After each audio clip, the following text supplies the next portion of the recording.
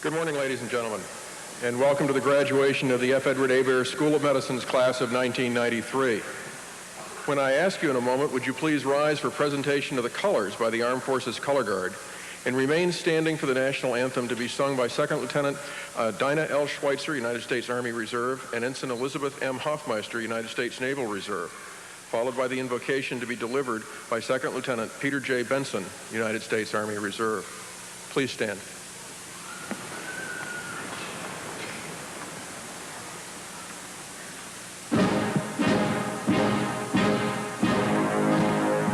Advance the colors.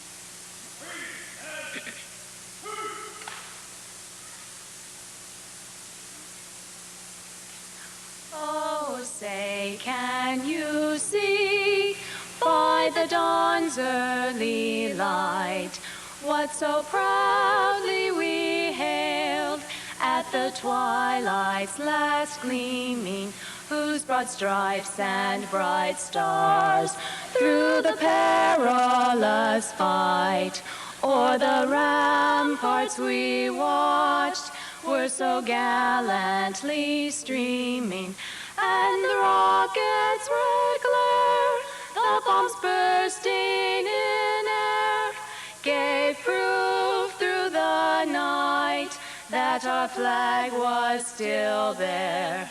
Oh, say, does that star-spangled banner yet wave o'er the land of the free and the home of the brave?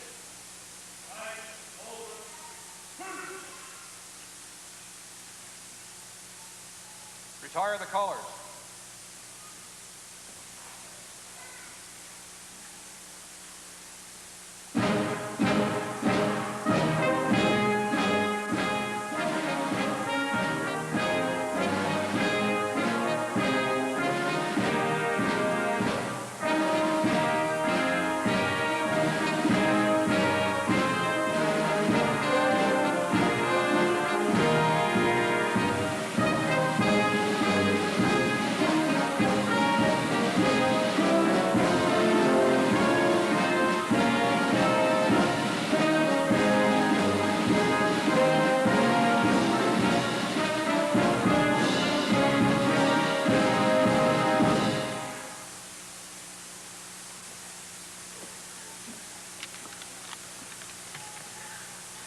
Please join me in prayer.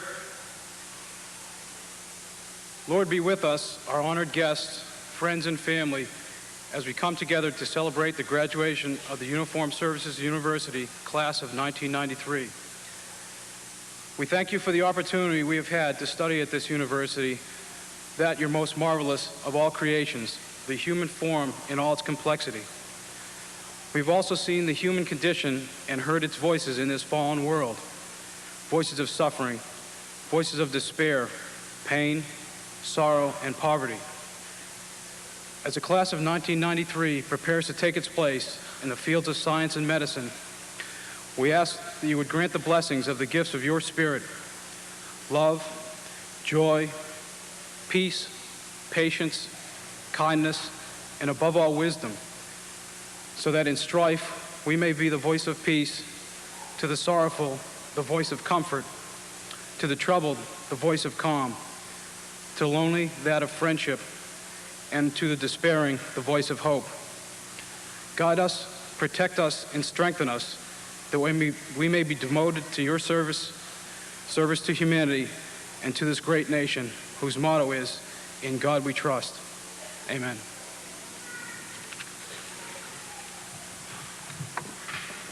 Please be seated.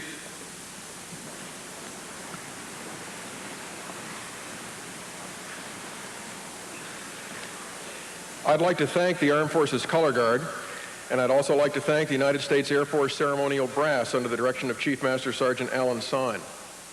Ladies and gentlemen, it is now my privilege and my pleasure to present Dr. Nancy E. Gary, Dean of the F. Edward Hebert School of Medicine and Executive Vice President of the Uniformed Services University of the Health Sciences.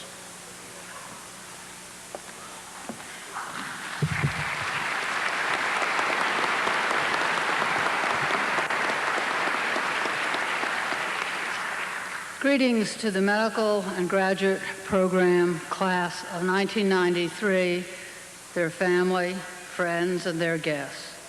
Senators, Senator Inouye, members of the House of Representatives, distinguished secretaries, distinguished flag and general officers, distinguished Board of Regents, and faculty, staff, and students. Ladies and gentlemen, I promise I will heed the advice of others on the subject of public speaking. Be to the point, be brief, and be seated.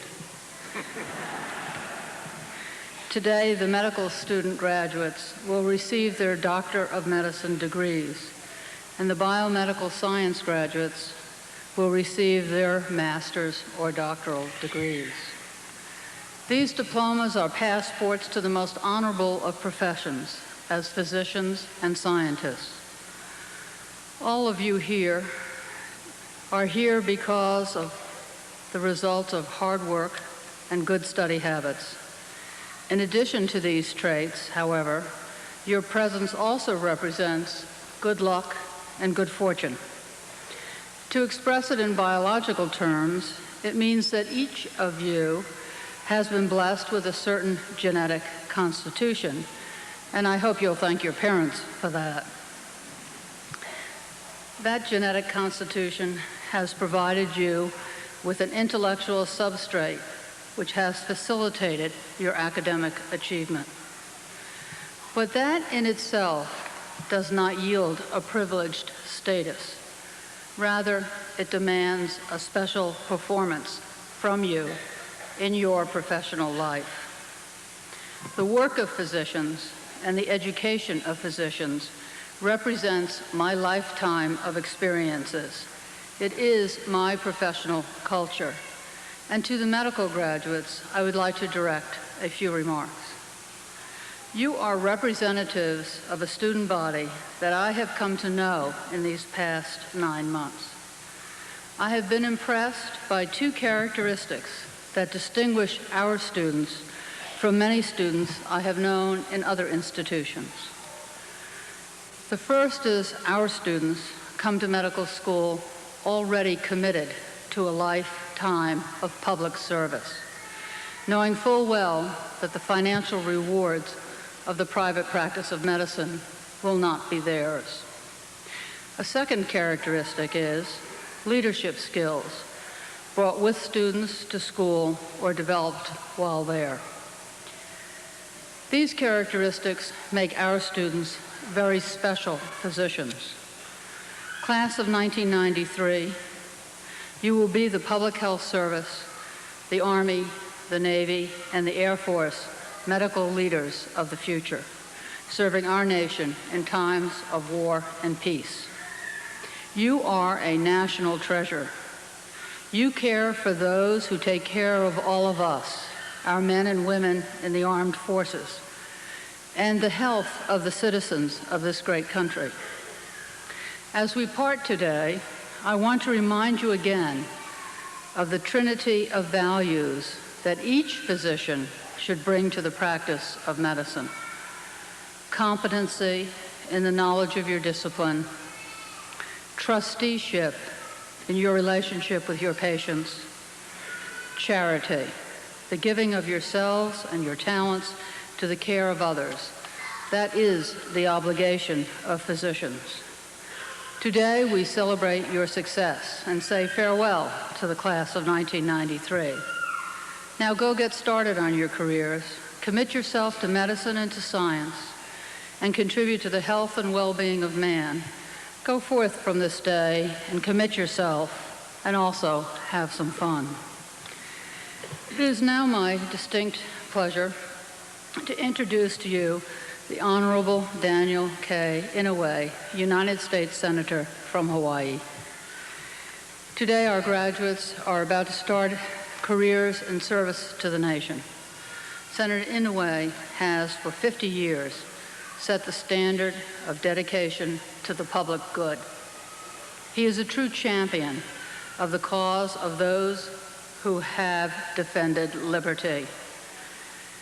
Giving up his aspiration of being a medical doctor, he enlisted in the U.S. Army and received a battlefield commission. His gallantry under fire won him our nation's second highest military honor, the Distinguished Service Cross, along with numerous other decorations and awards. He is a lawyer, having earned his degree from the George Washington University School of Law. He was a territorial representative and a senator in Hawaii. He was the first elected congressman from the state of Hawaii in 1959, followed by his election to the U.S. Senate in 1962. He is a figure well known to the American public, having served our nation in critical times, making tough decisions. Senator Inouye was a member of the Senate Watergate Committee and chairman of the Senate Select Committee on the Iran-Contra affair. He is a chairman of the Committee on Indian Affairs, chairman of the Senate Appropriations Subcommittee on Defense, chairman of Senate Commerce, Science, and Transportation Subcommittee on Communications, and chairman of the Democratic Steering Committee. He has been a true supporter of the nation's defense programs and of the medical support of those who serve in defense of the nation. He was one of our original sponsors of the legislation that created our university, and he has steadfastly supported that mission and vision of the original legislation. It is my pleasure to tell you that he was the choice of the class of 1993 as commencement speaker.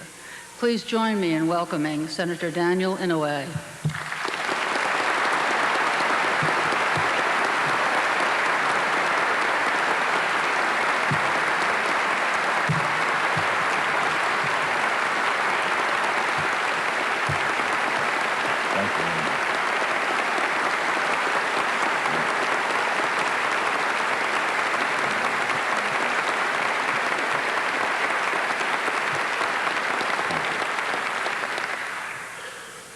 My fellow Americans, and ladies and gentlemen, I'm deeply honored to be here. At one time, as a younger man, I would have been thrilled to be sitting out there with you, preparing to graduate into the challenging and rewarding field of medicine. At one time, I had hoped to become an orthopedic surgeon, but that was a long time ago. Still, I feel myself in some strange way a part of medicine, and so I'm very happy you have asked me to speak to you on this very important day. This ceremony comes at a time of great change within the Department of Defense. On one hand, in the process of winning the Cold War, the United States has built up military forces second to none. As a result, the United States is the sole remaining superpower and has undisputably the finest military in the world. During the past several years, this fact has been proven in operations throughout the world, in Panama, in the desert, and now in Somalia. The accomplishments are due in a large measure to the skill and dedication of our men and women in uniform. On the other hand, the collapse of the Soviet Union has caused the nation to reevaluate how large its military forces should be. Consequently, the President and Department of Defense and the Congress have embarked on a significant downsizing and restructuring of our military forces. My concern is that we are proceeding at a pace too rapid, to a level too low. Reluctantly, I can accept the smaller force. However, I cannot accept a broken force, one which has low morale, insufficient training and support, which fails to reward equitably and fairly those who have served and those who continue to serve. The proposed budget of the Defense Department for the fiscal year 1994 continues recent trends. At the year's end, the department plans to have over 550,000 fewer people in uniform than it did just 5 years ago. The number of troops stationed overseas has been cut back substantially. 2 years ago, we had 314,000 members stationed in Europe. By the end of this year, 160,000 will be stationed there, and in 2 years, 100,000. The challenge we now face is how to maintain forces of sufficient size that are well-trained, well-equipped, and well-prepared to perform in the defense of this country. It is critical to address this problem not just from the standpoint of dollars and equipment, but also from the standpoint of soldiers, sailors, airmen, and Marines, how they and their families have been and will be affected by the changes confronting them. For as I've said many times before, it is our men and women that are the core of our military capability. I have now been chairman of the Defense Appropriations Committee for 5 years. During the time I've been chairman, I've tried to accomplish certain goals: to fulfill our commitments abroad, to uphold our national interests, to maintain readiness. I have been and I remain concerned about the many issues which affect the ability of the United States to maintain the morale of our troops and consequently the readiness of our forces. And why do I say this? What is readiness? Many speak of our bomber forces, the B-1 bomber, the B-2 bomber, as a key to readiness. Others speak of the forward deployed ships at sea, the Nimitz-class carriers, the Trident submarines, as measures of readiness. Others look to unit capabilities, Bradley fighting vehicles, the Abrams tanks, as indicators of readiness. To me, the appropriate measure of readiness is the well-being, physical and mentally, of the most impressive weapon system we have in our armed forces, that which we ultimately depend upon to secure victory and maintain the peace. To me, readiness is measured by the fitness of the individual. So you see, each of you assembled here will play a major role in readiness. You will contribute not only through the services you provide to the active forces, but of equal importance will be your service and care of military dependents and those men and women who have returned and retired after lengthy service. I believe we have made a solemn promise to those who go in harm's way, and you are part of that promise. We have said to the soldier, when you are at war, We will care for your loved ones. We have said to the sailor on the high seas, your wife and children will receive adequate medical services while you're away. Consequently, as we reduce the size of the military and the supporting infrastructure in proportion to the threats we now face, we cannot forget the human side of the equation. In today's military, family stability is a key element of readiness. And as we all know, adequate, affordable, and timely health care is a key to family stability.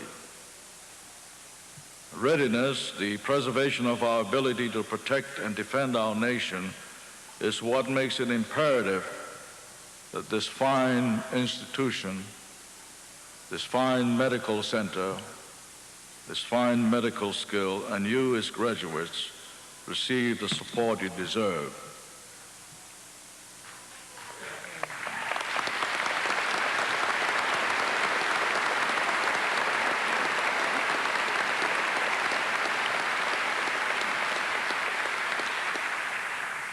There are some of my colleagues who are suggesting that when you bring down the Navy, you don't need that many ships.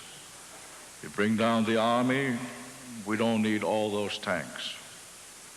Therefore, if you're bringing down the military, you won't need that many doctors. Let me say you, now is a time we need more doctors, not less. And I will tell you why.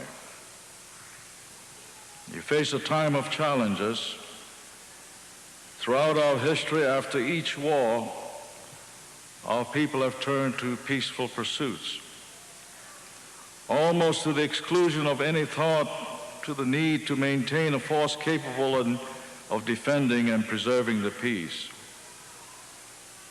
And like many of you, I've noticed the current trends. And let me tell you that I know that one of the most difficult challenges our military leadership faces is a requirement to attract talented people to fill the many varied positions in the force. What is happening in our nation is not new. It is part of the American character, I believe. At the height of the Revolutionary War, General Washington had command of 30,000 troops in his Continental Army. With that, we were victorious. Then he became president, and the people of this new republic wanted no more of war. They wanted peace. And so, as you hear in the halls of Congress, let's reduce our military. President Washington tried his best to counsel the members of Congress, but when the dust settled, the Continental Army of the United States consisted of 80 men, 55 at West Point and 25 at the headquarters in Pittsburgh. Soon thereafter, the British, sensing that this was the opportune time, moved back into the United States and this time destroyed the Capitol. And we had to once again rebuild the army. On the eve of December the 7th, there were less than 400,000 troops in the United States military, because as a result of World War I, we were convinced democracy was safe. In fact, when General Patton, a year before December the 7th, reported to Fort Benning to take over the command of the armed forces, he was greeted by 375 tanks. The only trouble, most of them did not move. He called the War Department for some assistance. The War Department said we had no money. Fortunately, he was the wealthiest general in the United States Army, so he took his checkbook and his staff and, believe it or not, went to Sears Roebuck purchase parts, and that's how we got our Armored Corps. At the height of World War II, General Marshall had under his command 12.5 million men and women. On June 25th, 1950, the day the North Koreans crossed the border, we had less than 1 million, and most of them were occupation forces, men and women who had never fired a rifle, men and women who were not trained and equipped.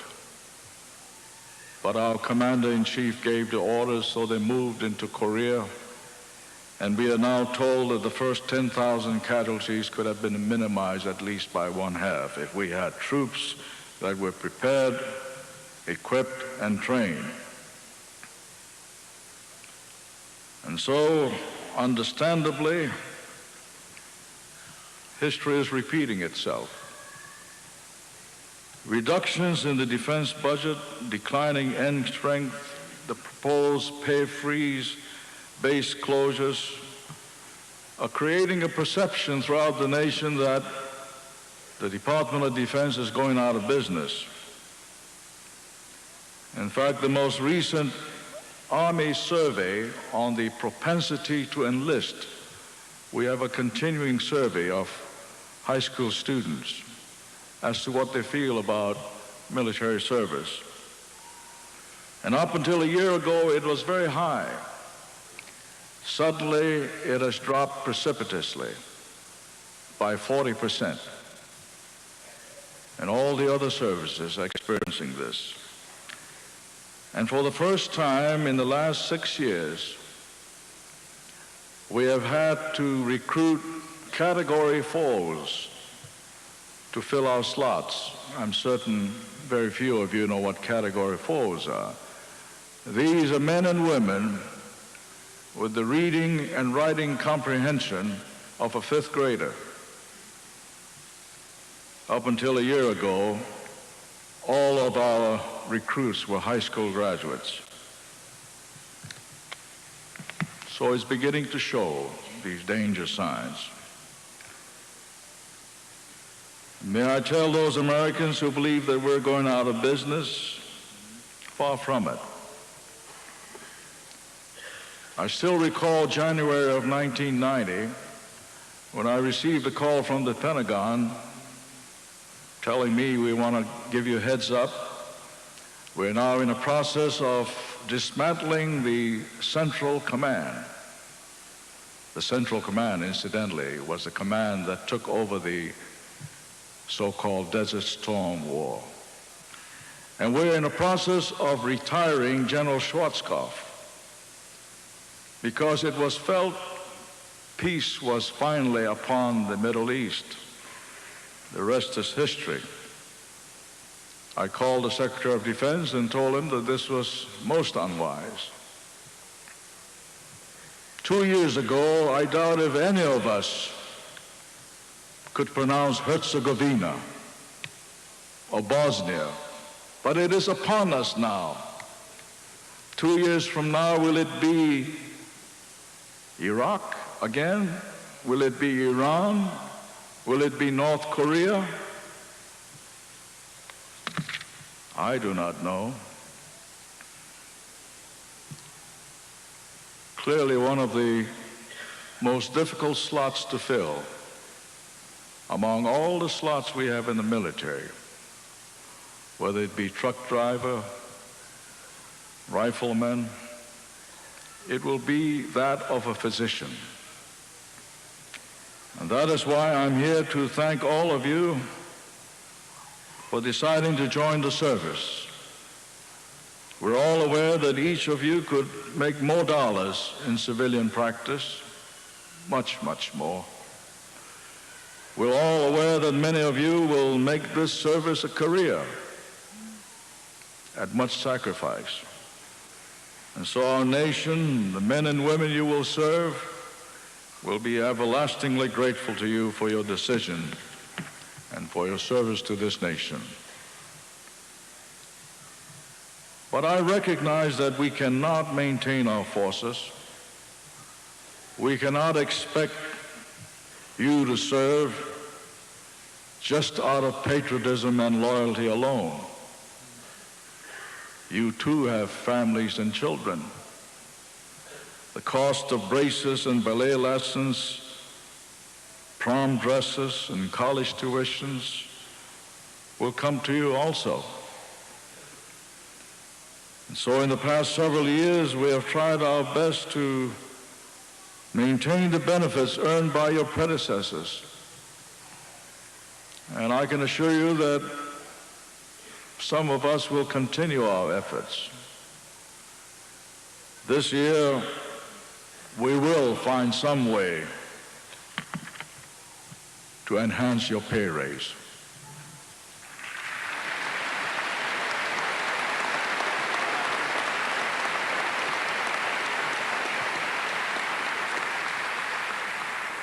You have received very specialized training, a type of training that you will not receive in any other medical school or school of health sciences. Put it to good use. I know that the desire to serve is in each and every one of you. Treasure forever the joys of this moment and the rewards of service which only a few will ever experience and know. And so I wish all of you Godspeed. On behalf of a grateful nation, thank you very much.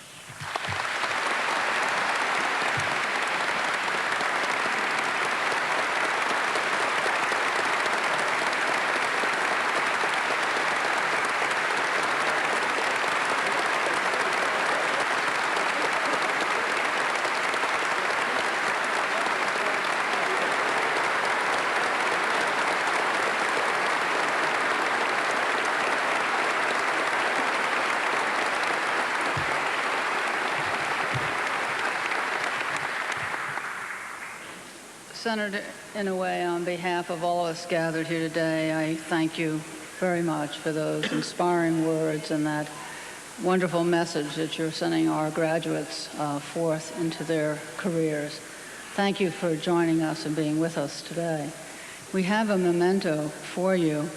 Unfortunately, it's large. It's a framed picture of the university, and rather than ask you to sit there the rest of the morning with the memento, we will take the opportunity to deliver it to your office.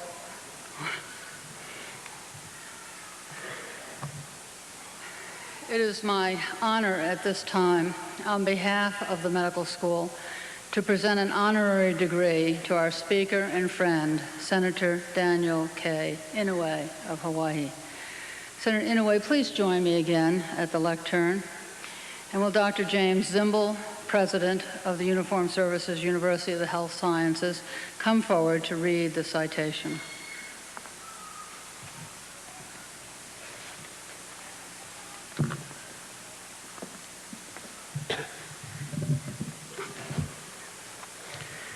Senator Daniel K. Inouye, your nation recognized you with the award of the Distinguished Service Cross, Bronze Star, and the Purple Heart with Cluster for your gallantry under fire.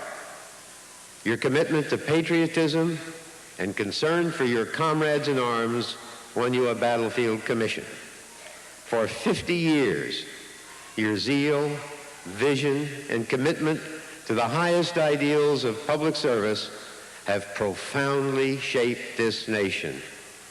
You unselfishly answered your nation's call, enlisting as a private in the 442nd Infantry Regimental Combat Team, and have never once forgotten the needs of those who serve. Just as you benefited from military medicine, tens of thousands of soldiers, sailors, airmen, and Marines have benefited from your uncompromising commitment to excellence in the federal healthcare delivery. Under your stewardship, legislation to provide and improve federal healthcare facilities worldwide has brought quality medicine to those who need it. Numerous research programs on issues of national health are the result of your tenacious battle to assure the federal health care provider the tools to save lives and provide quality lives to those they serve. To provide the care to those who serve when called is sometimes more perilous in the legislature than on the battlefield. You are a luminary in healthcare delivery. Your vision has been tested and proven from the battlefields of Vietnam, Grenada, Lebanon, Panama, and the Persian Gulf to the clinics and health centers that serve the American people. You pioneered health cost containment in a time of tight budgetary planning. You have coordinated efforts to require full recoupment of precious federal dollars. You are a primary sponsor of campus reform, resulting in enhanced quality care to the services. Your spirit and humanity, together with your legislative acumen, have left a legacy for this nation which is enviable. This university is a part of that legacy. Your nation's healthcare university, therefore, takes great pride in awarding to you the first Doctor of Medical Jurisprudence honoris causa.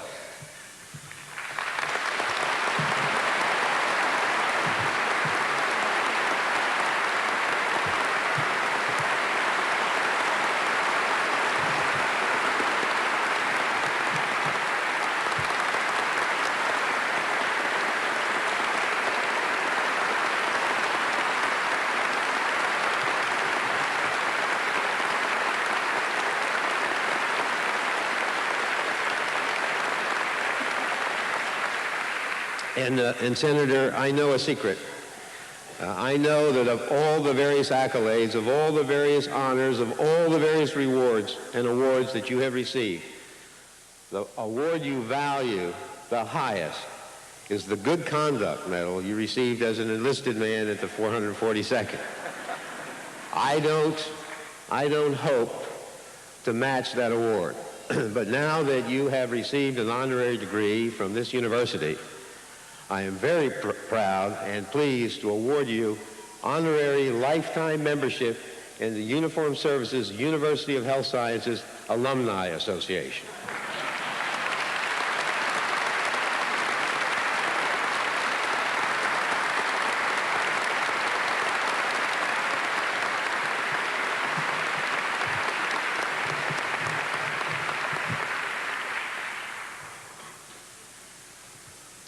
Ladies and gentlemen, we will begin the awarding of the degrees. I know you've been waiting for that, and there are some people right here that have been waiting 4 years for that. It's, or 6, that's right. Maybe some 7, I'm not sure, but we're going to begin by awarding the degrees to our graduate students in the biomedical sciences. And it's my privilege to introduce to you Mrs. Jane Ackery, the USU graduate student representative, who will present the graduate student farewell.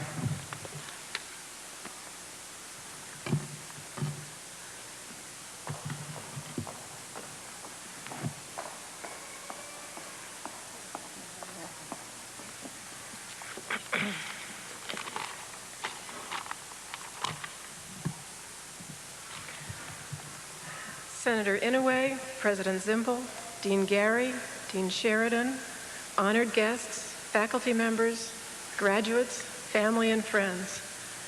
I'm grateful to Dr. Sheridan for the opportunity to speak on this long-awaited day of our graduation. My purpose in addressing this group is to express some of the sentiments of the graduate students who are receiving degrees on this day. We graduate students are a somewhat diverse group, receiving both master's and doctoral degrees, and including both civilian and uniformed students.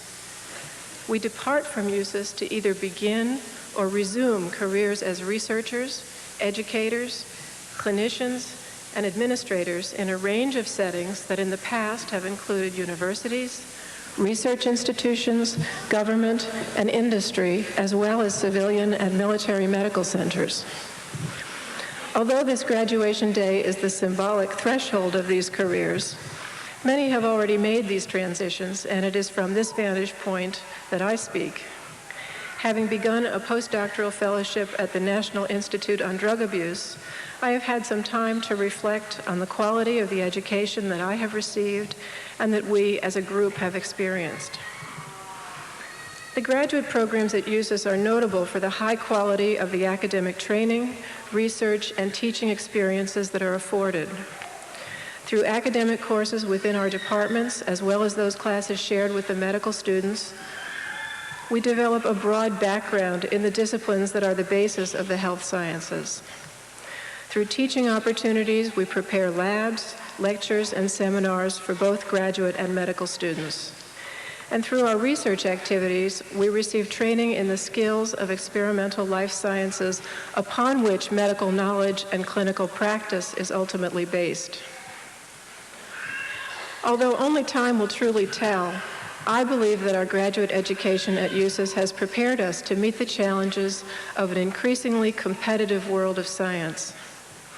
We have been offered a full range of training opportunities in the classroom and in the lab, and I feel very hopeful and optimistic that we have the tools to succeed in our careers. I hope that in our work and in our lives we will also remember that the health sciences, however directly or indirectly, have as a goal the improvement of the human condition. While we all might hope to achieve greatness for our professional contributions, it is certain that we will be known by those around us for our personal ones. I will long remember the individual people of this university, their many acts of kindness and generosity. I hope that as we go through our careers and our lives, we will all remember that acts of compassion, kindness, and respect for other people and their differences are important contributions that we can make. In closing, on behalf of the graduate students bidding farewell to USUS, I would like to express our deepest gratitude to the university administration, faculty, and staff for all they have done for us. On a more personal note, I would like to express my sincere appreciation to Dr. Jerome Singer, Chairman of Medical Psychology, and to Dr. Neil Grunberg, my advisor, for their support, teaching, and guidance. Thanks also to my family and friends for their encouragement and patience. Thank you, and best wishes to all.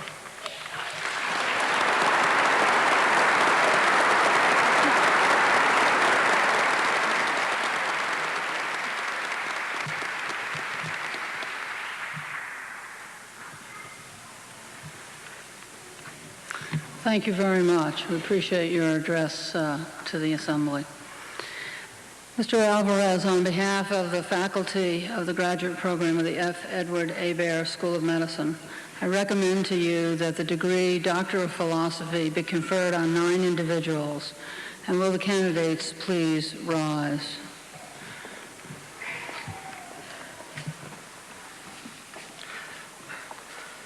By virtue of the authority vested in the university by the Congress of the United States, and upon recommendation of the faculty and dean, I hereby confer the degree of Doctor of Philosophy and its attendant privileges and responsibilities.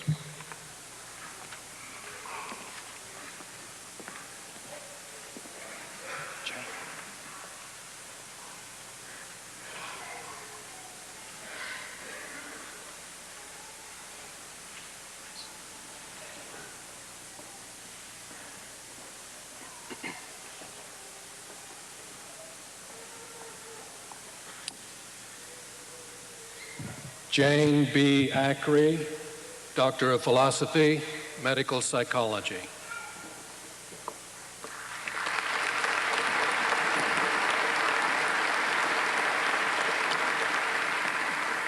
Deborah A. Popiel, Doctor of Philosophy, Medical Psychology.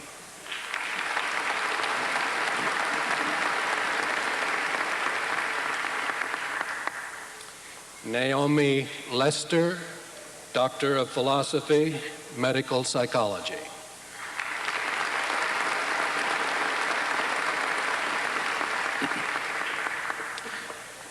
Major Gerard Paul Andrews, Doctor of Philosophy, Microbiology.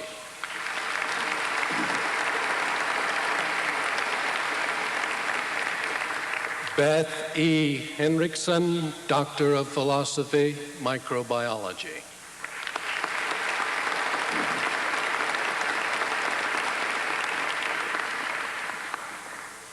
Suzanne Ward Lindgren, Doctor of Philosophy, Microbiology.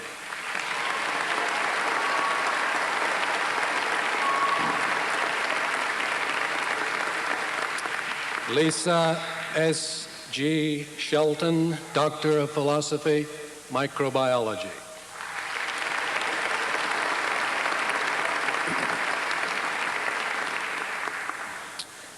Wei Yang Zhang, Doctor of Philosophy, Microbiology.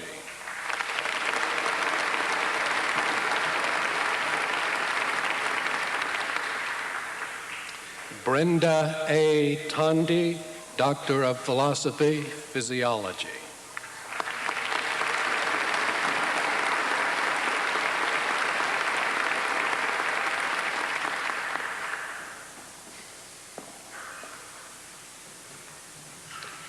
Mr. Alvarez, on behalf of the graduate program of the F. Edward Hebert School of Medicine, I recommend to you that the degree Master of Science be conferred on one individual. Will the candidate rise, please?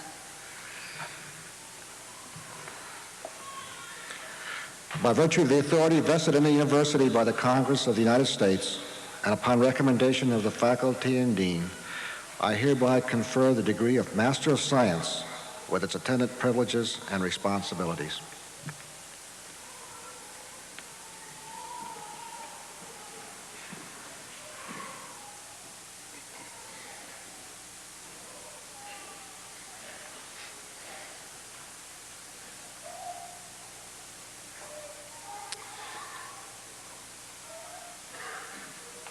And Lily Wong, Master of Science, Biochemistry.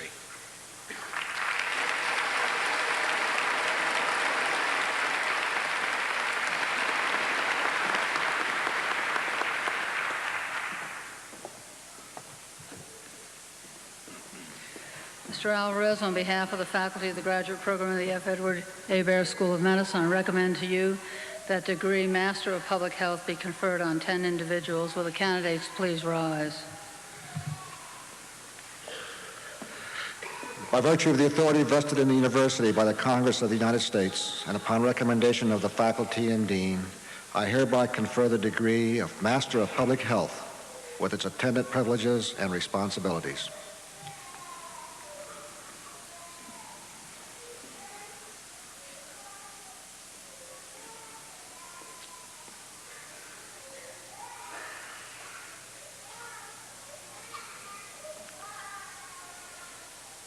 Lana L. Braithwaite, Master of Public Health.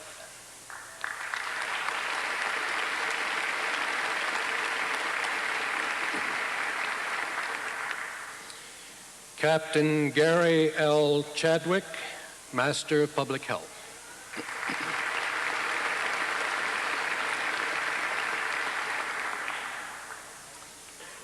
Captain Curtis L. Farrar, Master of Public Health.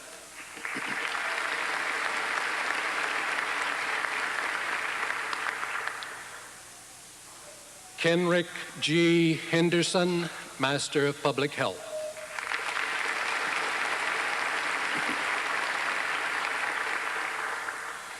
Lieutenant Commander Vernon A. Moss, Master of Public Health.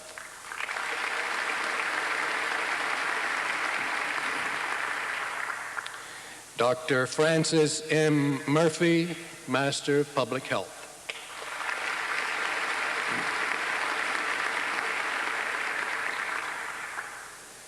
Elizabeth Ann Pierce, Master of Public Health.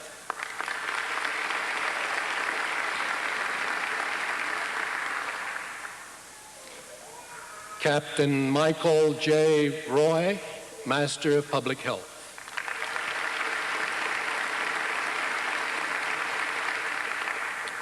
Lieutenant Commander Yukiko Tani, Master of Public Health.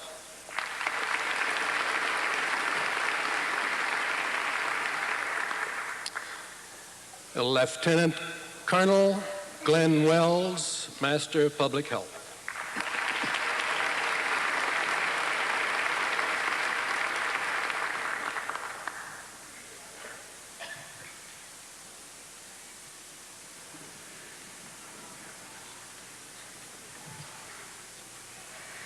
Ladies and gentlemen, we now move to that portion of the ceremony devoted to the graduates who will receive degrees Doctor of Medicine. 6 of these graduates have won special recognition for their scholarship, officership, and public service. We will now present these awards.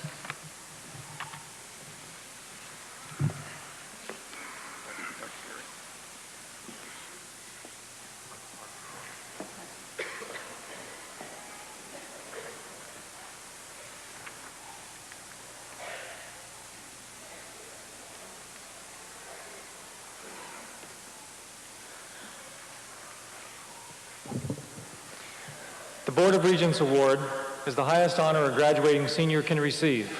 Second Lieutenant Michael A. Deaton, United States Army Reserve, please come forward. The recipient has a record of truly outstanding academic performance and has shown the concern and care for patients, the investment in the social and intellectual aspects of medicine, and the devotion, empathy, dedication, and personal commitment required of a physician. He has proven his capability for hard work, both as an individual and as a team member, and he has performed at the highest levels of duty and honor expected of a commissioned officer. With pride in his accomplishments and with confidence for an outstanding future career, the Board of Regents is pleased to make its award for 1993 to Second Lieutenant Michael A. Deaton, United States Army Reserve.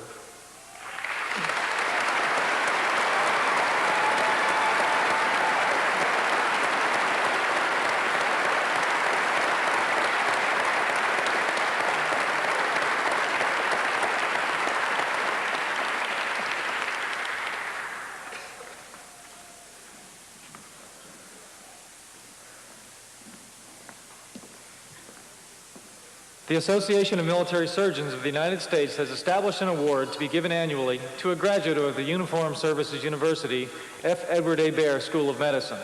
The award consists of a lifetime membership in the association, a plaque, and $250. This year, the award will go to Second Lieutenant Richard F. Trotta, United States Army Reserve.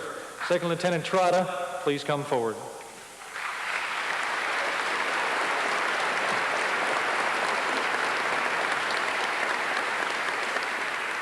The Association of Military Surgeons of the United States Award is presented to the graduating senior who has best demonstrated the highest qualities of leadership and academic involvement. Second Lieutenant Trotta has demonstrated concern and commitment to the health of people and care of the sick and injured.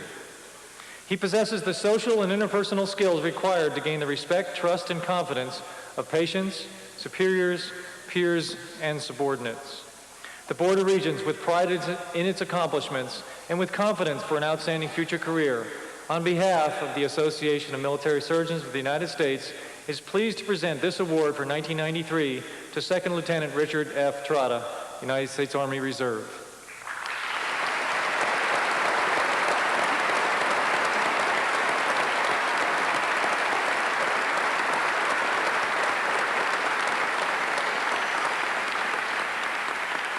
It is my pleasure on behalf of Lieutenant General Lanou, the Army Surgeon General, to present the United States Army Surgeon General's Award to Second Lieutenant James R. Lefrig.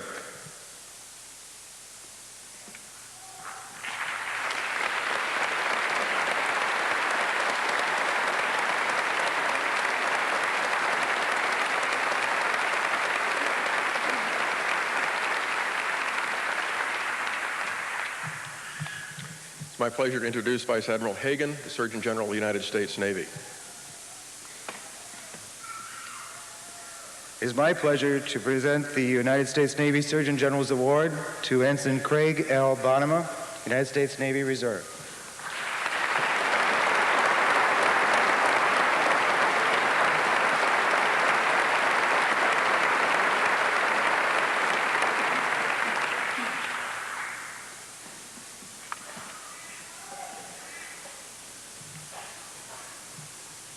It is my pleasure to present the Surgeon General of the United States Air Force, Lieutenant General Sloan.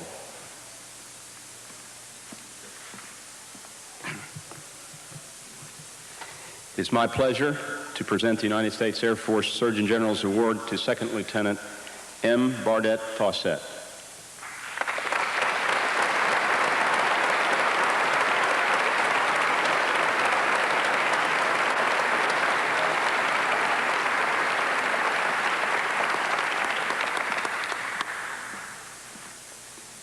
And representing the Public Health Service, Rear Admiral Whitney. It's my pleasure to represent the Surgeon General of the United States Public Health Service, Dr. Antonio Novello, and present the Surgeon General's Award to Clem Clancy Brunell, Ensign Brunell.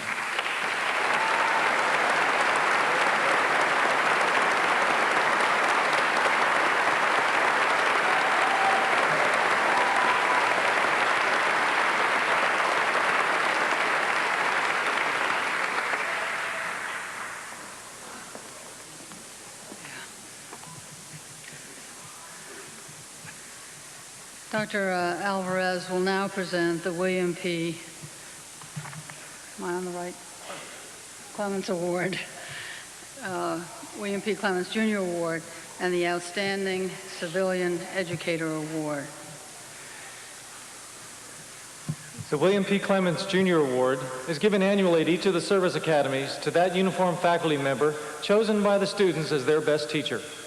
The award, donated privately, bears the name of a public servant, twice governor of the state of Texas, who during tenure as Deputy Secretary of Defense had a keen interest in the education of those who serve the nation. Lieutenant Colonel David P. Jakes, Medical Corps, United States Army, was chosen as this year's recipient of the Clements Award as the Uniformed Services faculty member whose personal example and performance best characterize the principle of excellence in education. Colonel Jakes, please come forward.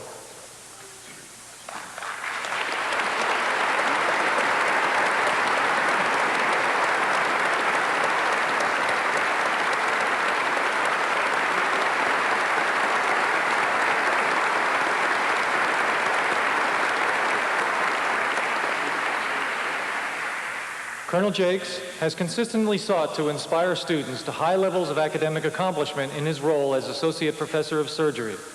The Board of Regents of the Uniformed Services University of the Health Sciences takes pleasure in endorsing the decision of its students by bestowing upon Lieutenant Colonel David P. Jakes, Medical Corps, United States Army, the William P. Clements Jr. Award.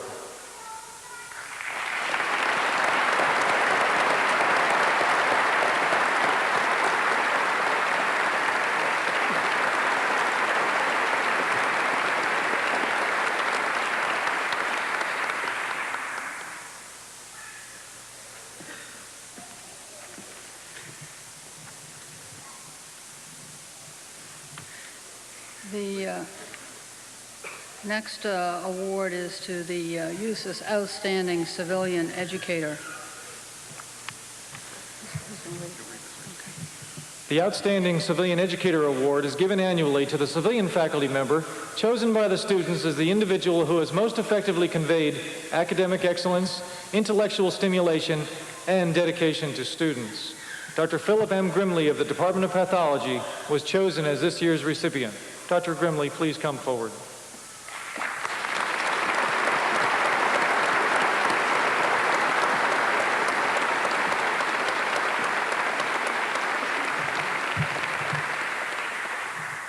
Dr. Grimley has demonstrated the ability to inspire medical students toward the pursuit of professional and medical excellence.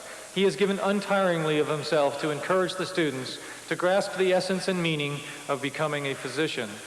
Dr. Grimley, the students give you this award with great pleasure and respect. We are certain that future recipients will be honored to share the Civilian Faculty Award for Excellence in Education with you.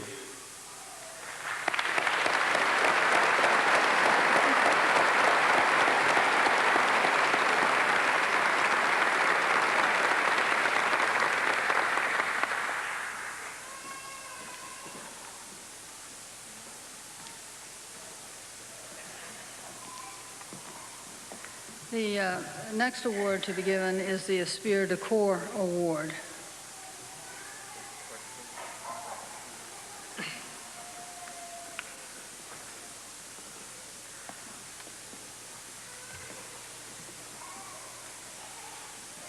The Esprit de Corps Award is selected annually by members of the graduating class to recognize one of their own. The name of the recipient has been kept secret until this moment. It will be presented by Dr. Richard M. McDonald, Associate Dean for Student Affairs, and Colonel Richard C. Diamond, Medical Corps, United States Army, Assistant Dean for Clinical Sciences. The Esprit de Corps Award recognizes that individual in the graduating class who by thought, word, action, and deed demonstrates sensitive human qualities of compassion, caring, and concern for the well-being of all. This classmate is our colleague and friend, and by example has inspired us all in our enjoyment of each other, our profession, and our commitment to a life of service to mankind. The envelope, please.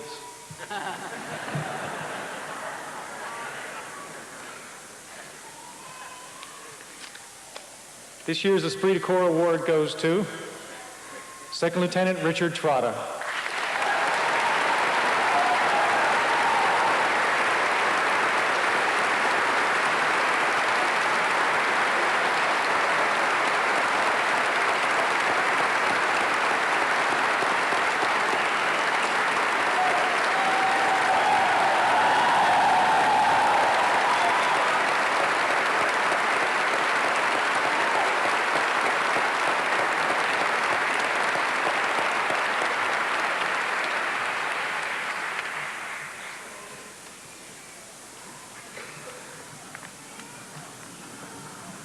To give soon-to-be Dr. Trotta a moment to walk back across the floor, because it is now a pleasure for me to introduce the president of the class of 1993.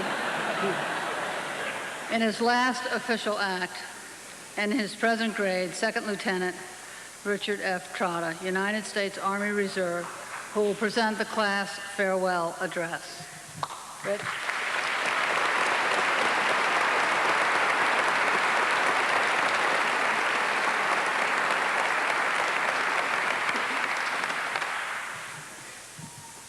Well, this has certainly been packed full of excitement so far this morning, but it's a super crowd, and I'm glad to see everyone here.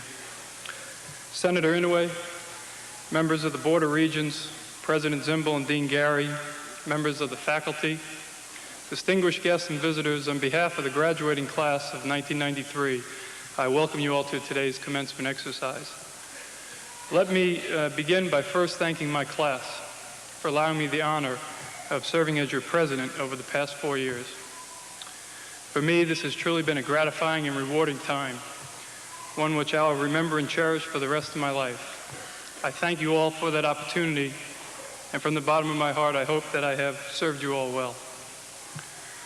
I would also like to thank at this time the spouses and the family members of the class of '93 for their untiring support and the tremendous amount of sacrifice that I know that we've put them through over the past few years.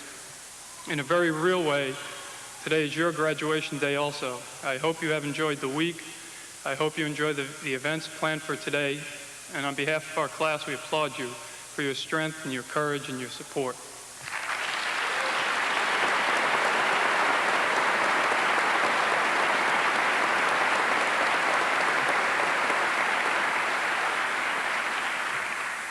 There are many members of the audience here today and behind me who have played a large role in our lives over the past 4 years. Outstanding examples of professionalism and leadership. Many individuals you have seen here today on the stage. People like Dr. Richard McDonald and Dr. Richard Diamond, our Commandant, Colonel Barry Walcott, members of our faculty like Dr. Louis Pangaro, Dr. Rosemary Bork, and Michael Sheridan. Members of our hospital staff like Dr. David Jakes, who we honored today, and Dr. Donald Steinwig, and there are so many more. I only wish that today we had the time to recognize each and every one of them. Unfortunately, that is not the case. So on behalf of my class, to all of you who have touched our lives in that very special way over the past 4 years, today the class of '93 would simply like to say thank you.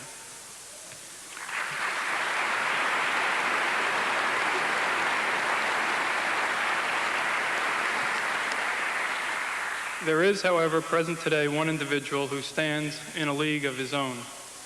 He was the dean of our medical school from its beginning until his retirement 2 years ago. It was his vision and dedication which helped to bring this tremendous institution into being some 20 years ago. And it was while under his watch that this university was able to gain a reputation capable of attracting such talented new leaders as Admiral Zimble, our president, and Dr. Nancy Gary, our new dean. Please join me at this time in recognizing a great soldier, a mentor, and a friend, particularly to the student body at the Uniformed Services University, Dean Emeritus, Dr. Jay Sanford.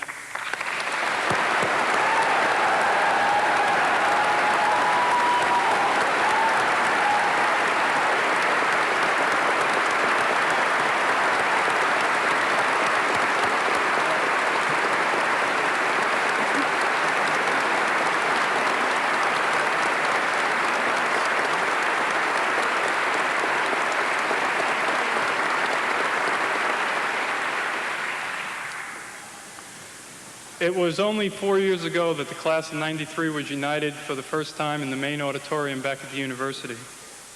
Then it seemed like today would never come. And now it seems like that day 4 years ago was only yesterday. In the intervening period, the class of '93 has learned that indeed our university and our medical school is a very special place. With a curriculum that taught us the basic sciences from textbooks and in laboratories during our first 2 years, as is done in most medical schools. And during our third and fourth year, we learned to apply that knowledge on the wards of our hospitals with our patients, also common practice among most medical schools. But unlike those other institutions, we did it as uniformed officers, being held to higher standards of discipline, honor, and service to our nation.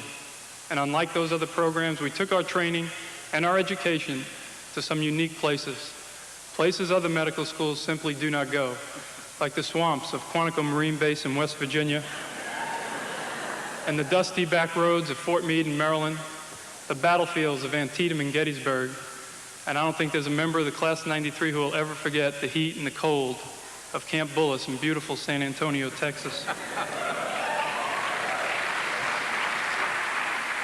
And we went to those unique classrooms and laboratories to learn not from a textbook, but to experience firsthand how to deliver the best that medicine has to offer our patients, no matter what the environment.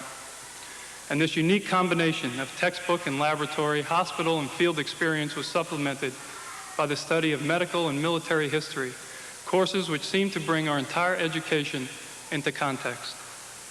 As I speak to you today, there are uniformed medical professionals, many of whom are graduates of this university, providing care throughout the United States and Europe, and in places like Somalia, Thailand, Bolivia, Croatia, and Kuwait. We now leave to join their ranks in the service of our nation. The class of 1993, proud of our accomplishments over the past 4 years, and we should be, for there have been many.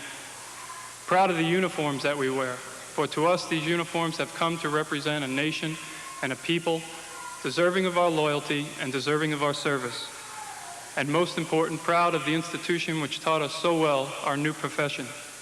An institution which is unmatched in this nation at directing the medical education process towards the needs of its patients. And an institution which the class of '93 believes provided us with outstanding training and an education that was second to none.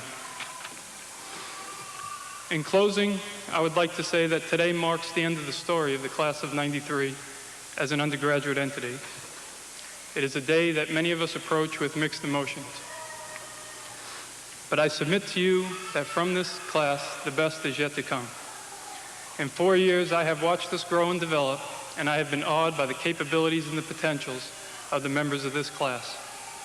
Watch closely today as each member sallies across the stage, for from among our ranks will come the future medical care of America's sons and daughters, will come the future leaders of military and public health medicine, will come research contributions not yet envisioned by mankind.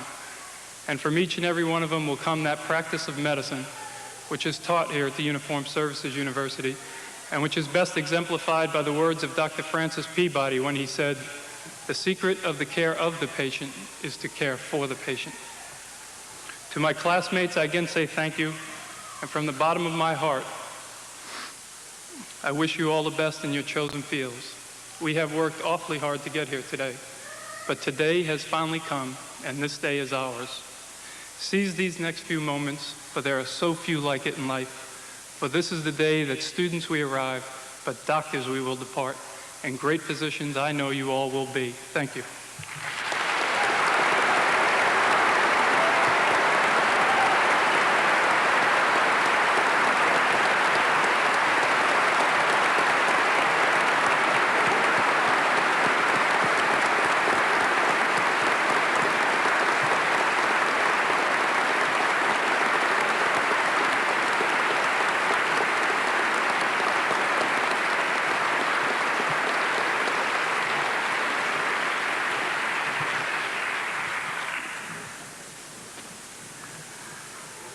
Thank you, Lieutenant Trotta, for those remarks that not only inspire the students, but inspire those who teach you as well.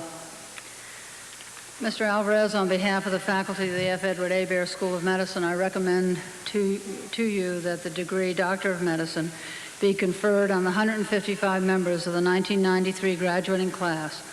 Will the candidates please rise?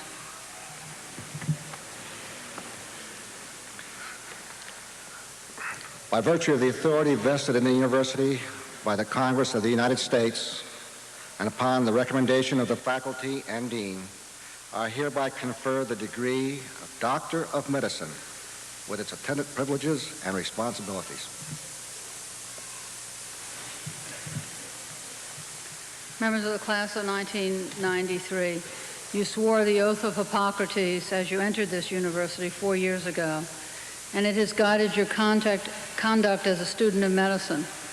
Raise your right hand and swear it now, so it may guide you in your practice as physicians. Repeat after me. I do solemnly swear that I will be loyal to the profession of medicine and just and generous to its members, that I will lead my life and practice my art in uprightness and honor, that into whatsoever home I shall enter, it shall be for the good of the sick and the well, to the utmost of my power, and that I will hold myself aloof from wrong and from corruption and from tempting others to vice, that I will exercise my art solely for the cure of my patients and the prevention of disease, and will give no drugs and perform no operations for a criminal purpose, and far less suggest such thing. That whatsoever I shall see or hear of the lives of men, which is not fitting to be spoken, I will keep secret. These I do promise, and in proportion as I am faithful to this oath, may happiness and good repute be ever mine. The opposite if I shall be forsworn. It's my pleasure to be the first to call you doctor. Doctors, please be seated.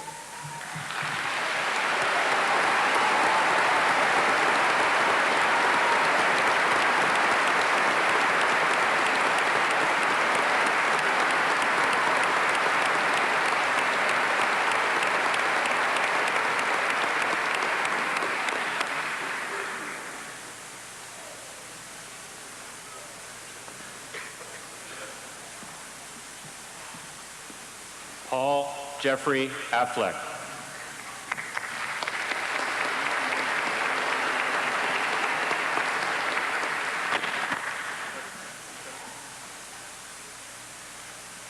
Gianna Raquel Ahern.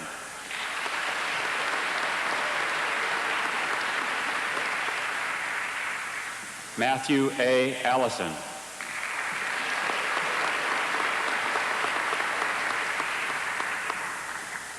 Kathleen Coyle Amio.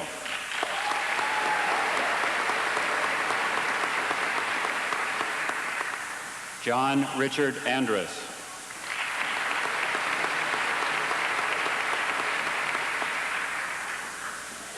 Brian K. Augie.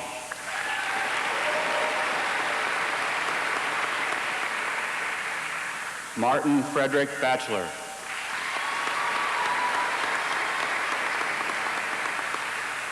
Veronica Ruiz Benigno Batchelor.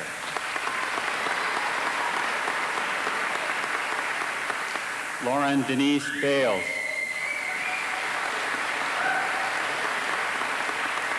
Darren Scott Baroni.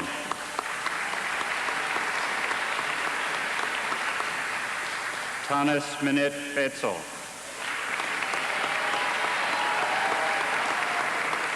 Teresa Leanne Beck.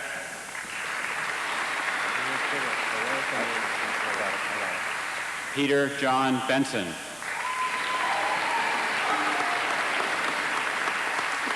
Elizabeth P. Burbano.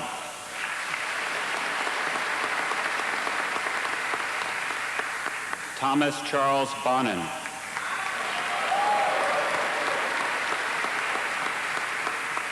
Craig L. Bonema.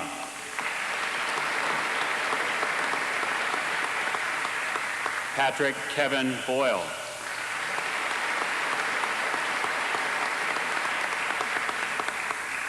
Michelle Lynn Brenner.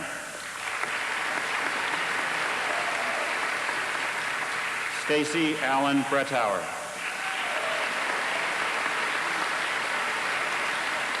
Kim Clancy Brownell.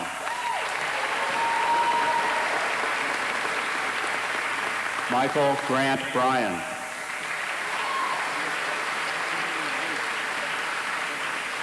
Laura Lee Bowman.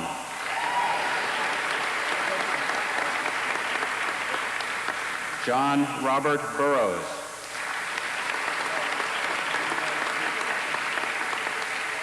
Thomas Brian Butolf.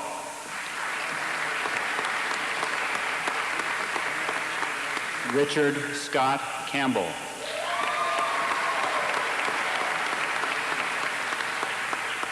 John Francis Capicchione.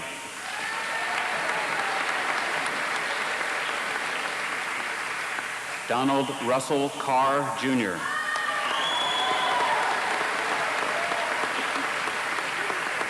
Scott Kernick Carter.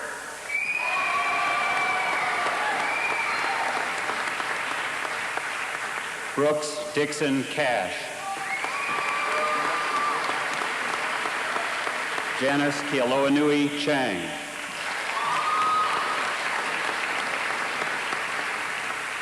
Thomas M. Chupp.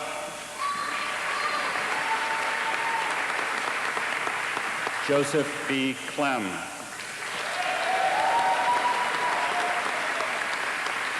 Heidi Courtney.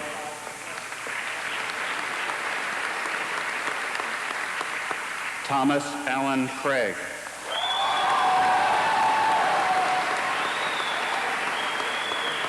Stephen Donald Cronquist.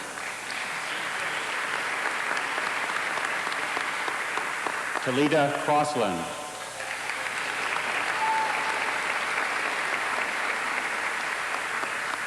Brian Keith Crownover.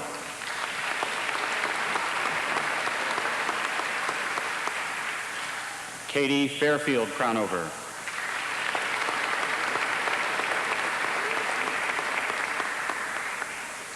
Daniel Lawrence Cruiser.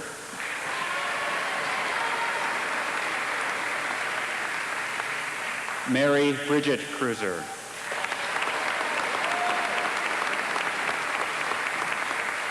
Kenneth Clark Curley.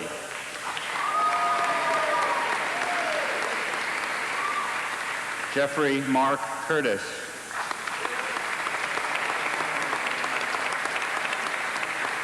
James Edward Zarnick.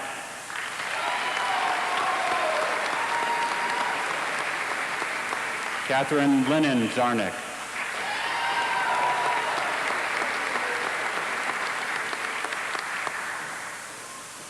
Anthony Maurice Daniels.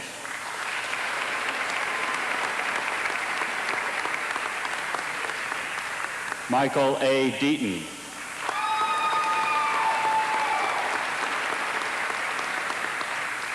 Christian D. Gregorio.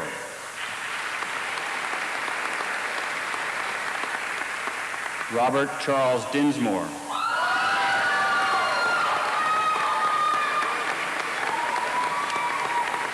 Colleen Marie Dugan.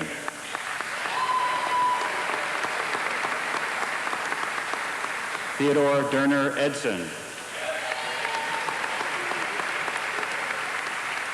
Charles William Erdman.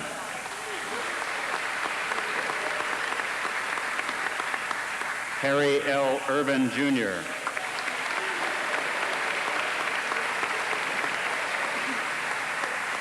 Victoria Louise Everton.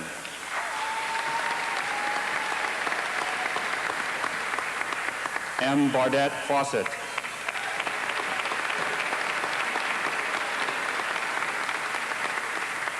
Eric William Fester.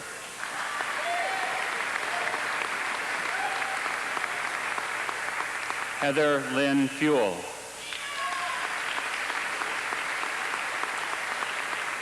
Mark Allen Fremstad.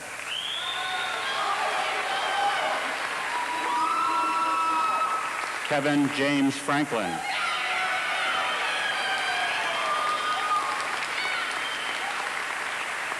Christy Ann Franklin.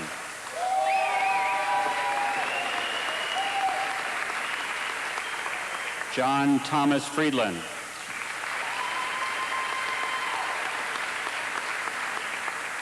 Linda Marie Gardner.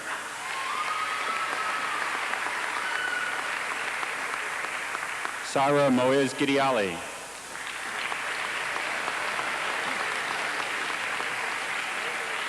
Colleen Walker Gilstad.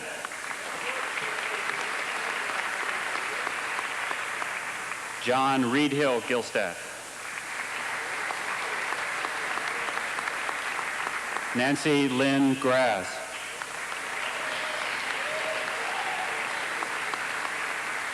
Dolores Mary Greaves.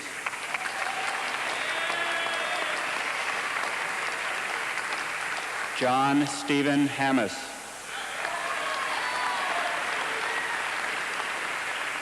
David John Harford.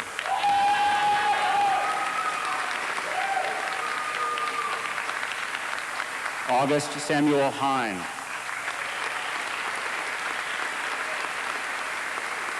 Alexander V. Hernandez.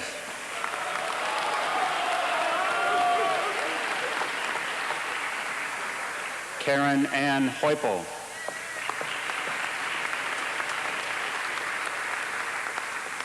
Stephen Vaughn Hinkson.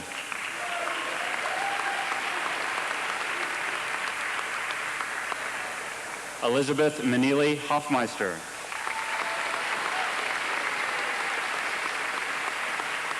Eric Paul Hoffmeister.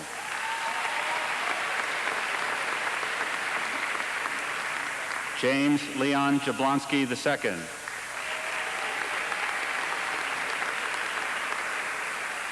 Richard Peel James Jr.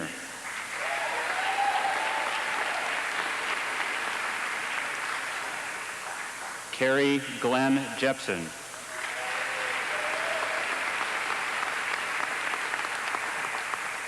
Michael Eric Jewett.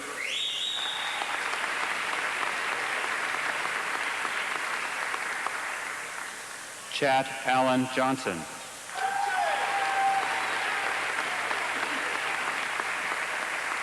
Jeffrey Lee Johnson.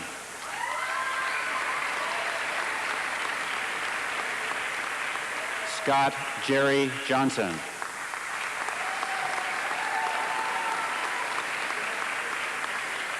Karen Peterson Knutson.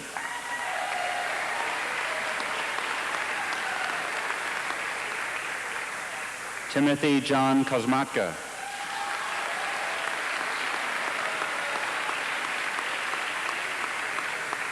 Mark H. Labovich.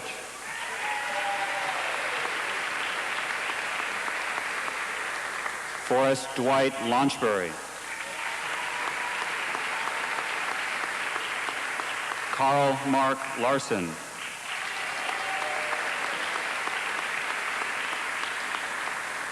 Garth Wilford Lecheminant.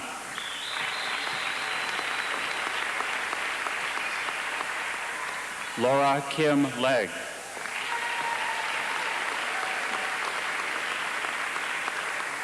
James Richard Liffrig.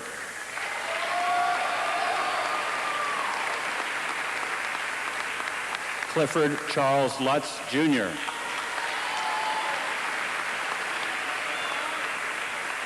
Robert Hutchinson Lutz.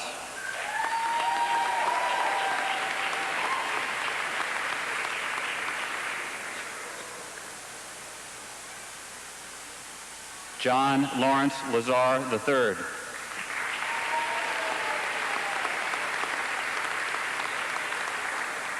Douglas Dwayne Mathis.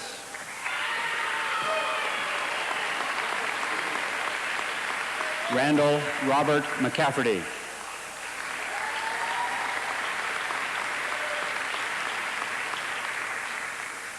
Thomas Edwin McCrory.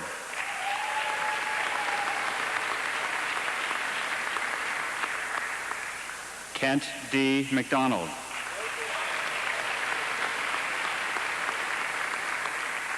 Mark Allen McGrail.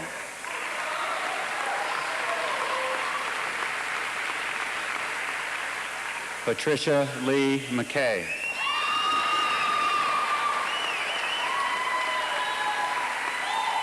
Daniel Ray Miller.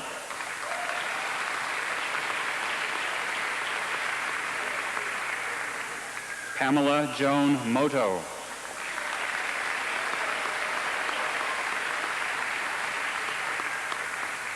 Lisa Patricia Mulligan.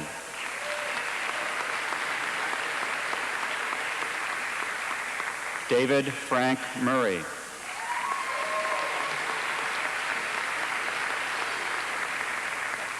David Keith Noggle.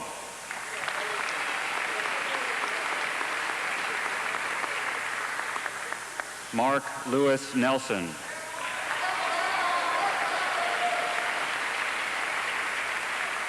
Paul Harvey Nelson.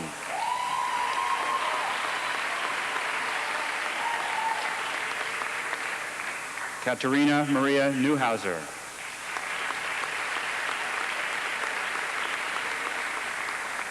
Peter Hollis Olson.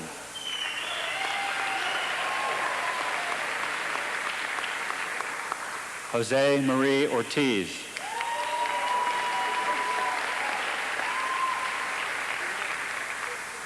Mark Frederick Owens.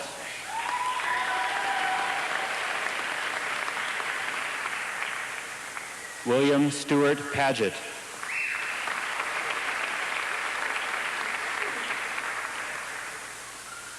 Han Soo Pak.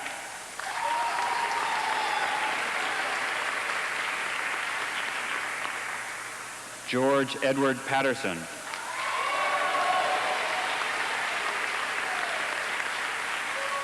George Alberto Pazos.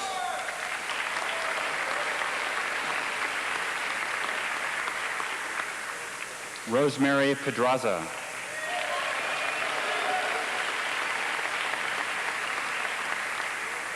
James Frederick Pahushek.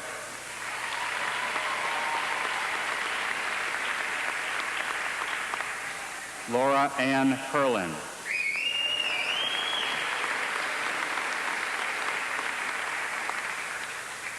Nguyen Thuy Din Pham.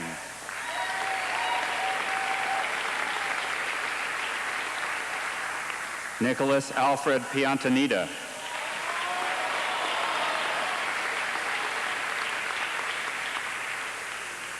Richard William Pope.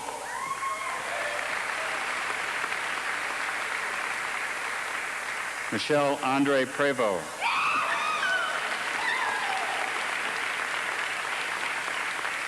Robert Prato.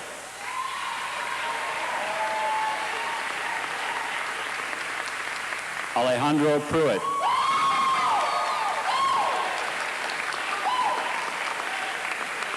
Sandra Lynn Reinhold.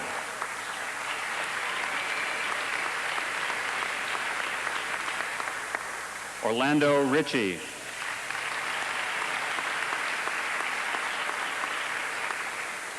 Roy R. Rice, Jr.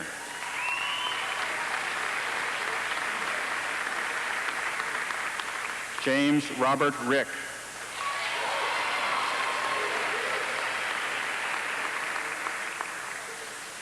Sanford E. Roberts II.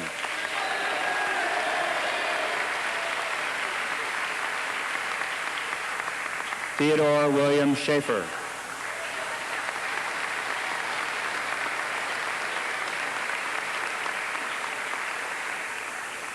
Daniel John Shizzle.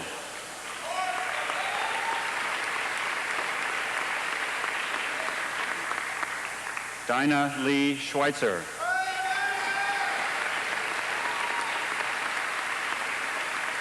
Stephen Thomas Sears.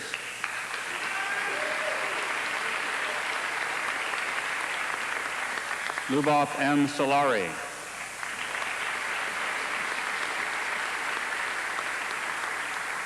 Daniel Joseph Shine, Jr.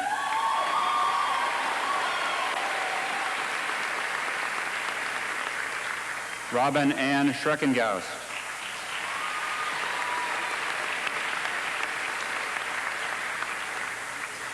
Carolyn V. Smith.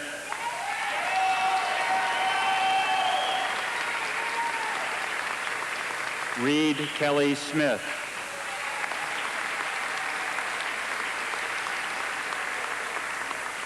Robert Francis Smith.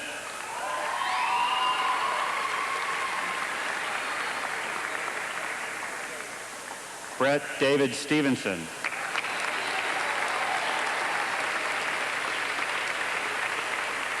James Kennedy Tarver.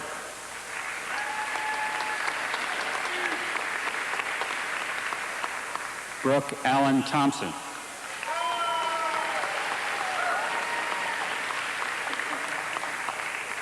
Grant Parker Tibbetts.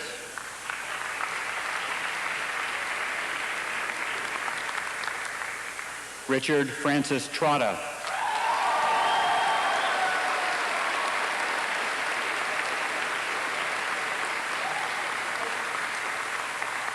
Daniel Joseph Valake.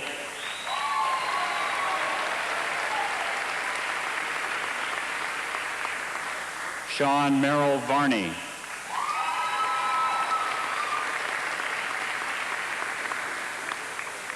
Wesley Blake von Ridenauer.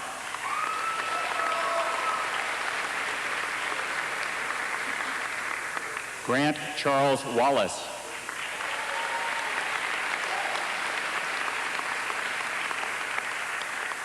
Brett Keith Wallentine.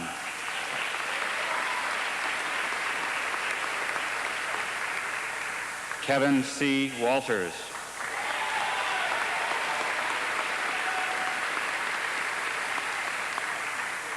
Brett Blair Warren.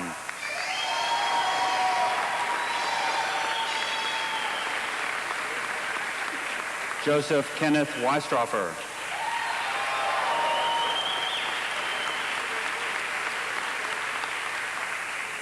James Vincent Winkley.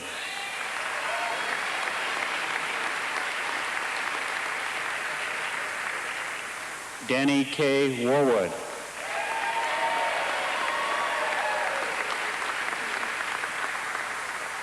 Gregory Allen Wright.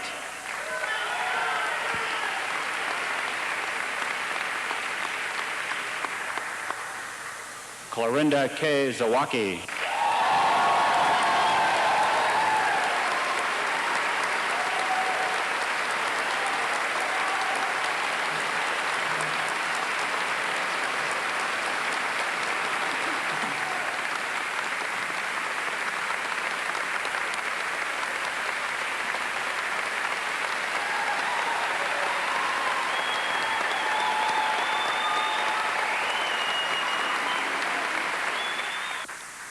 Ladies and gentlemen, having received their degrees as doctors of medicine and taken the oath of that profession, the members of the Hebert School of Medicine medical degree class of 1993 have returned in their service dress to receive their commission as Medical Corps officers from their Surgeons General. Please rise, if you will, and honor them and welcome them back for this portion of the ceremony.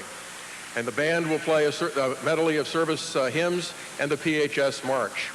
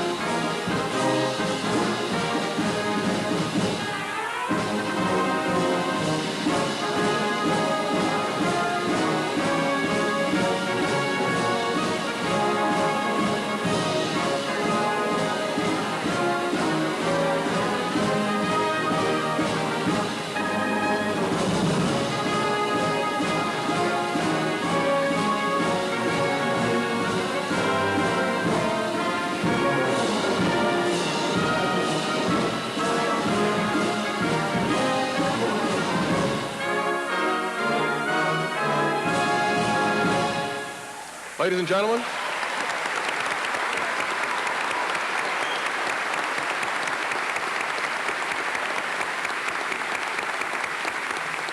please be seated. The Surgeon Generals of the individual services and their designees will now administer the commissioning oath to their officers.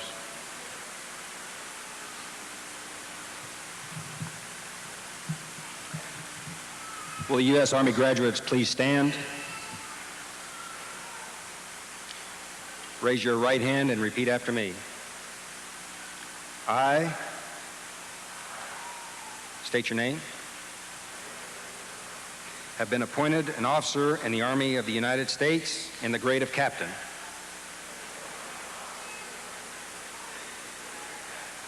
Do solemnly swear that I will support and defend the Constitution of the United States against all enemies, foreign and domestic. That I will bear true faith and allegiance to the same. That I take this obligation freely, without any mental reservation or purpose of evasion. And that I will well and faithfully discharge the duties of the office upon which I am about to enter. So help me God. Congratulations. Please be seated.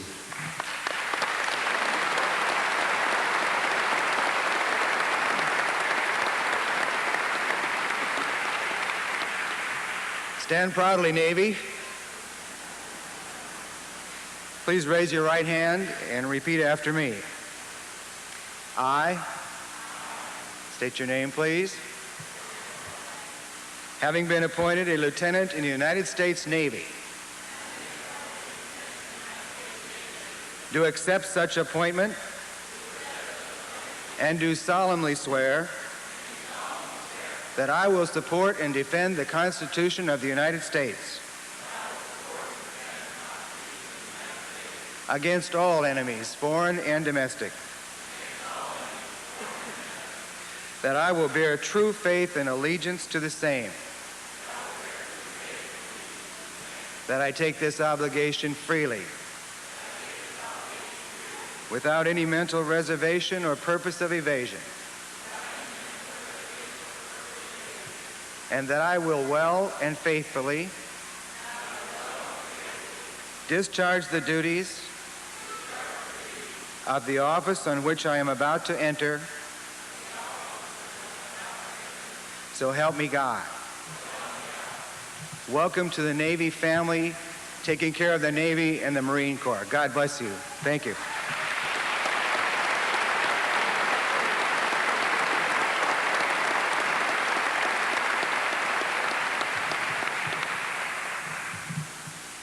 United States Air Force graduates, please stand. Raise your right hand and repeat after me. I state your name. Having been appointed a captain in the Medical Corps of the United States Air Force, do solemnly swear that I will support and defend the Constitution of the United States against all enemies, foreign and domestic. That I will bear true faith and allegiance to the same. And that I take this obligation freely, without any mental reservation or purpose of evasion. And that I will well and faithfully discharge the duties of the office upon which I am about to enter. So help me God. Please be seated, and welcome to the United States Air Force.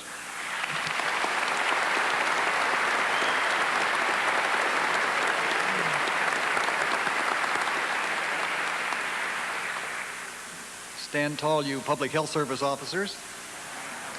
You may be the last on the program.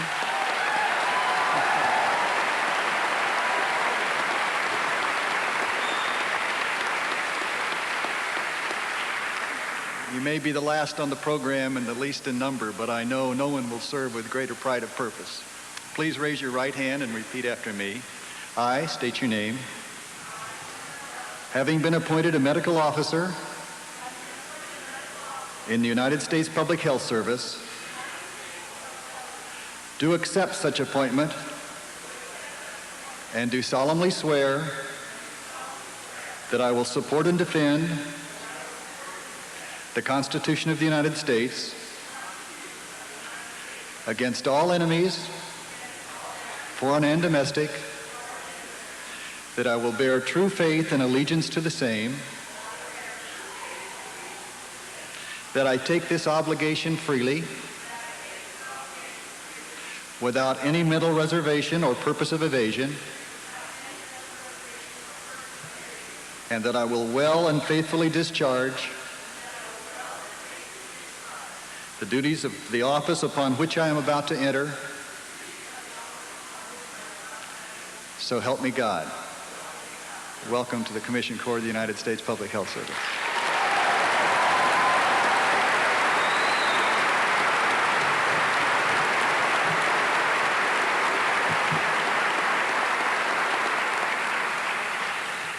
Ladies and gentlemen, today's ceremony has an additional unique element, unique in the history of this institution, this university. By law, the students for the degree of medicine serve as second lieutenants and ensigns. Each year, many of them come here having held higher rank in their service and reverting to second lieutenant rank by law to attend here for 4 years. That's a significant reduction in rank for many. At matriculation, they put on those butter bars of second lieutenants and ensigns, and in the ceremony you just witnessed, they are promoted to captains and lieutenants. However, following their commissioning here, the time that they spent in higher grade prior to coming to medical school counts towards promotion. But today, for the first time, we have 2 members of this class who had such significant prior service, such significant length of prior service, that they are eligible for promotion after about 45 seconds of service as captains.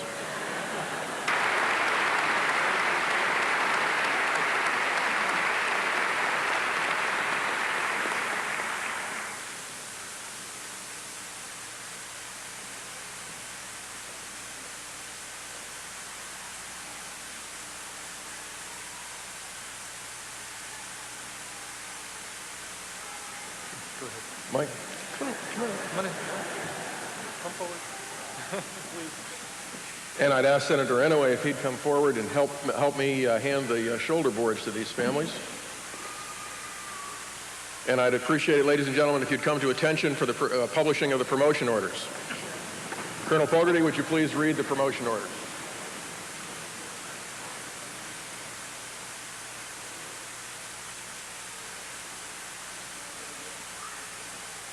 Attention to orders. The Secretary of the Army has reposed special trust and confidence in the patriotism, valor, fidelity, and professional excellence of Captain Michael A. Deaton and Captain Richard F. Trotta. In view of these qualities and their demonstrated potential for increased responsibility, they are therefore promoted in the United States Army to the grade of rank of Major.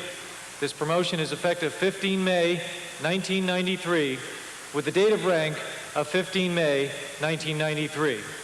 By order of the Secretary of the Army, signed Michael J. Vasey, Lieutenant Colonel, General Staff, Chief, Promotion Branch.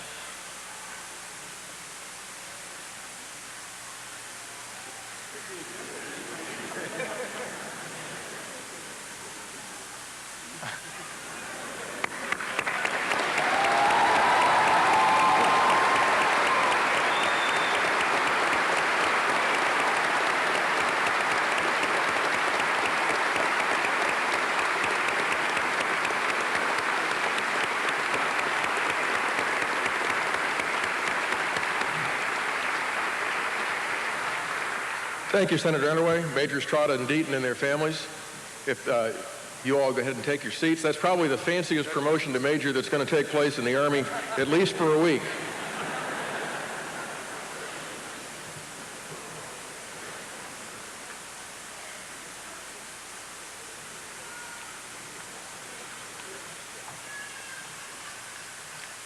Ladies and gentlemen, if you'd rise for the benediction, which will be delivered by Captain Brian K. Crownover, Medical Corps, United States Air Force, and then remain standing for the singing of the alma mater.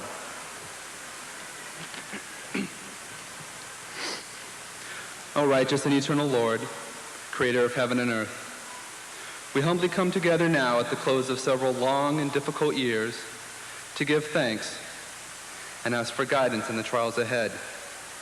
We thank you, Lord, for our families and for nurturing parents. We thank you for our teachers and counselors. And Lord, we thank you for the talents you blessed us with to reach this stage in our lives. Lord, walk with us and permit us to make wise choices for those in our responsibility. Allow us to labor with sharp minds when we might not be able to be refreshed. And please give patience, peace, and understanding to our families who will bear many times of separation. Never let us forget the source of our strength, and help us make time to draw near to you and be restored. We thank you for the opportunity to serve and ask you to go forth with each of us now. In your name we pray. Amen.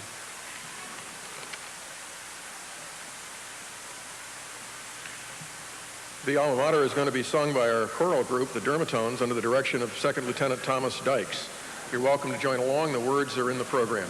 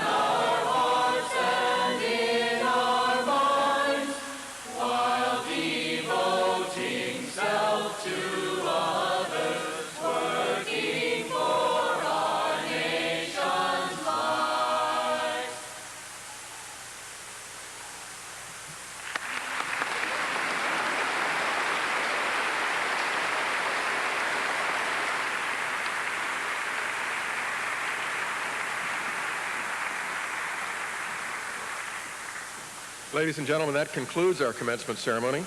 Please remain at your seats until the recessional is completed, and then we invite you to join our graduates, our faculty, our staff, and guests in the reception hall outside to say thank you to them and wish them well.